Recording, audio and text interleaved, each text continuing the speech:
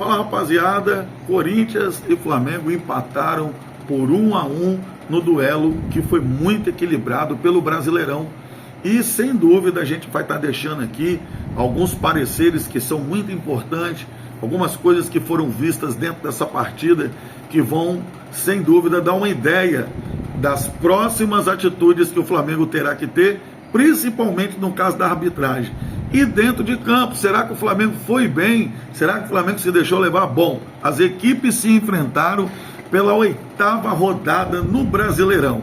Isso mesmo, no reencontro dos finalistas da Recopa do Rei, Corinthians e Flamengo empataram pela 8ª rodada do Campeonato Brasileiro. Na noite de domingo de ontem, na Neoquímica Arena, o duelo equilibrado terminou por 1-1. Paquetá abriu o placar para o rubro-negro e Yuri Alberto deixou tudo igual ainda na primeira etapa.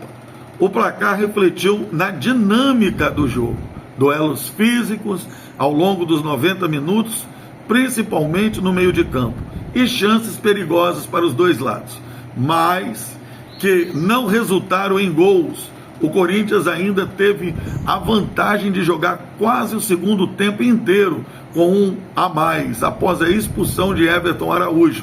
Mas, na chance mais clara, já nos últimos minutos finais, Yuri Alberto parou em uma grande defesa de Rossi.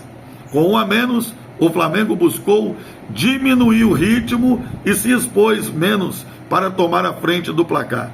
Leonardo Jardim conheceu seu primeiro empate pelo Brasileirão, após 3 vitórias em sequência desde a sua chegada. Do outro lado, Dorival ampliou o tabu sem vitórias para 7 partidas e aumentou a pressão de uma possível demissão. Com o resultado, o Corinthians termina na 11ª posição com 10 pontos somados em 8 rodadas. O Flamengo tem um jogo a menos na tabela e soma 14 pontos, ocupando a 4ª posição.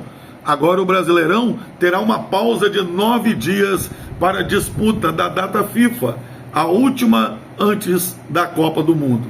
Os dois clubes tiveram atletas lesionados e seguirão os programas de treinamento com o restante do elenco. O rubro-negro foi quem teve mais convocados para as seleções, com 8 nomes, enquanto o Timão teve 3 atletas apenas. No retorno da pausa, o Corinthians visita o Fluminense e, fora de casa, no dia 1º de abril, no dia 2, o Flamengo vai a Bragança Paulista para enfrentar o Bragantino. O começo de abril também marca o começo da fase de grupos das Libertadores para as duas equipes, com a primeira rodada marcada para o dia 7 de abril.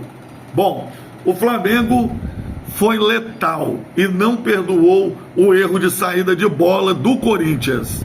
Logo aos 3 minutos, Gabriel Paulista recuou para Hugo Souza, que forçou um passe rasteiro no meio, mas encontrou os pés de Jorginho. O meia dominou, acionou Pedro e o camisa 9 serviu Lucas Paquetá, que infiltrou a área pelo lado esquerdo e bateu rasteiro na diagonal. 1-0 no placar e dancinha do Paquetá para provocar a torcida corintiana na Neoquímica Arena.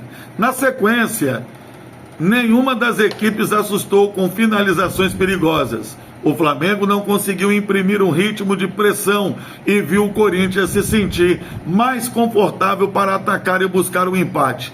Samuel Lino arriscou um chute para fora pelo Fla e Yuri Alberto tentou cruzamento rasteiro perigoso pelo lado corintiano. Mas o camisa 9 não acertou na primeira investida ao ataque, mas precisou de apenas mais uma oportunidade para voltar a balançar as redes. Seu último gol havia sido justamente contra o Flamengo, da final da sua Recopa do Rei. Desde então, passou por uma lesão que o tirou do combate por pouco mais de um mês. Aos 18 minutos, o Corinthians empatou após uma linda trama envolvendo 3 dos principais nomes do elenco. Memphis também tabelou com o Yuri na intermediária e acertou um lindo passe de trivela para o lateral Matheus Bidu. Ao lado esquerdo, o defensor cruzou rasteiro de primeira para o centro da área e o Yuri Alberto apareceu novamente para concluir a jogada com uma bola nas redes. No lance do gol, Memphis sentiu dores na coxa e antes do reinício da partida pediu substituição. Rodrigo Garro foi escolhido para a vaga. A sequência do jogo seguiu a mesma toada, Corinthians com mais ímpeto e buscando a virada, enquanto o Flamengo buscava diminuir o ritmo do jogo. Olha, se o primeiro tempo terminou equilibrado, imagina bem o segundo tempo.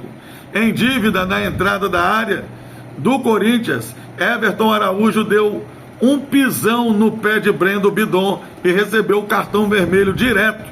Rodrigo José Pereira de Lima foi chamado ao VAR e revisou o lance, mas manteve a expulsão do meio flamenguista, o que gerou grande reclamação dos rubro-negros.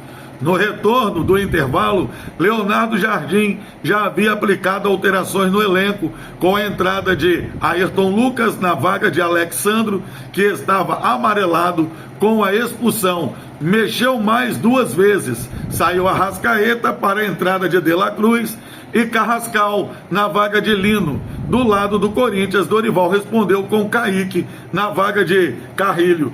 E de olho na vantagem numérica, Dorival optou por tirar Brendo Bidon e colocou Gui Negão no jogo, reforçou a presença na área e buscando jogadas aéreas mais certeiras. Matheus Pereira também foi ao jogo na vaga de André para renovar o fôlego no meio. No Fla, Pedro saiu para a entrada de Wallace e Ian. O jogo seguiu em equilíbrio entre as duas equipes, que brigaram muito no setor de meio campo pela posse de bola. Já nos acréscimos, o Corinthians chegou muito perto do segundo gol, após a bola sobrar para Yuri Alberto, que dominou, girou o corpo com a bola no ar e bateu a queima-roupa com Rossi, mas o goleiro do Flamengo fechou com os braços abertos e fez uma linda defesa. Apesar da pressão das arquibancadas, o placar da partida não mudou. A bronca dos corintianos no fim do jogo ficou para o árbitro José Pereira de Lima e pela marcação excessiva de faltas. Olha, eu vou ser muito sincero com vocês. Primeiro eu vou falar dos atacantes. Yuri Alberto é ruim pra caralho, velho. Puta que pariu. É um jogadorzinho ruinzinho mesmo. Fez o gol no Flamengo da outra vez, fez agora, mas é assim, aquele jogador que a bola tem que estar na caçapa para ele empurrar para dentro. Outra coisa, Samuel Lino, eu não sei o que está acontecendo, não sei se é noitada, eu não sei se ele tá... Cara tá uma bosta. Tem jogo que joga bem, tem jogo que não joga nada. A Arrascaeta deu um voleio ali, mas passou o tempo todinho sumido no jogo. Eu não entendo o Flamengo. Eu não entendo essa falta de desânimo, essa pouca entrega que a equipe teve. Mas foi fora de casa, o Flamengo conseguiu tirar aí os 3 pontos do Corinthians, né? Fazendo com que o Corinthians ganhasse só 1 e ele tirou esses 3 pontos e trouxe 1 para casa. Então, para o Flamengo foi uma satisfação muito grande, mas precisa olhar o que está acontecendo no Flamengo e quanto é tempo para que coisas desagradáveis não venham a acontecer por falta de aviso. Tamo junto aí, um beijão, fecha com nós, massa rubro-negra é simplesmente Flamengo.